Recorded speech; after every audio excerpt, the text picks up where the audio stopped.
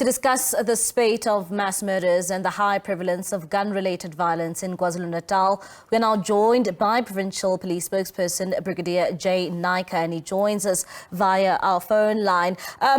Brigadier, thank you so much for joining us here on the late edition. One would ask that we continue to see reports of this nature coming out from KwaZulu-Natal. How concerned are you as a province with the spate of killings coming out of your province? Yeah, the killings in KZN has always been a concern, especially the multiple murders. I think KZN is well known for these type of murders, and it nevertheless always shocks us when we hear of such incidents. That people would take lives so easily, killing people so brutally. We've had another incident that took place last month also, where another 10 family members were killed in one household. It's very disturbing at the levels of violence that we see in KZN. People being killed for simple reasons.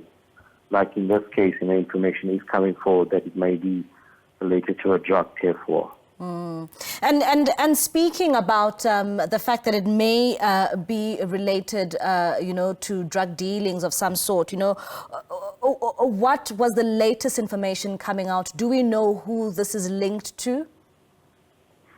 Well, the attackers remain unknown. However, the statements that we've obtained so far indicates that the occupants of the house were questioned by the suspects with regard to drug activities in the house. And this would lead us to believe that this might be some sort of drug therefore. And we hope that more information will come from the arrest.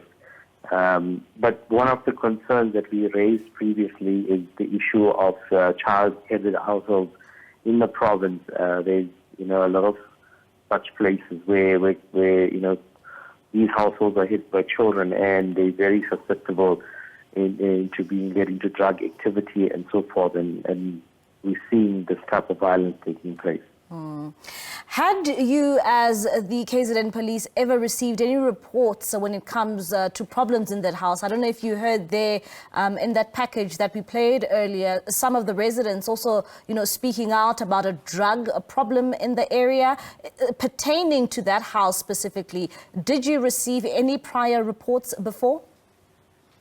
Well, that will form part of our investigation. At this stage, we cannot confirm that. But detectives from the provincial organized crime unit have taken over the investigation, and they'll be able to shed more light as the investigation progresses. And Mr. Naicker, usually when we see these kind of stories coming out from KwaZulu-Natal, most of them are usually, it's surrounded by gun violence. This time around, we've seen people being set alight in a house. How common is this trend when we look into KZN, especially with mass murders? As you said, it's not always just gun violence, as you see in this case. The victims were set alight. In some instances, sharp instruments are used to kill people. So the weapons will vary, but the gruesome nature of these murders will continue to haunt us.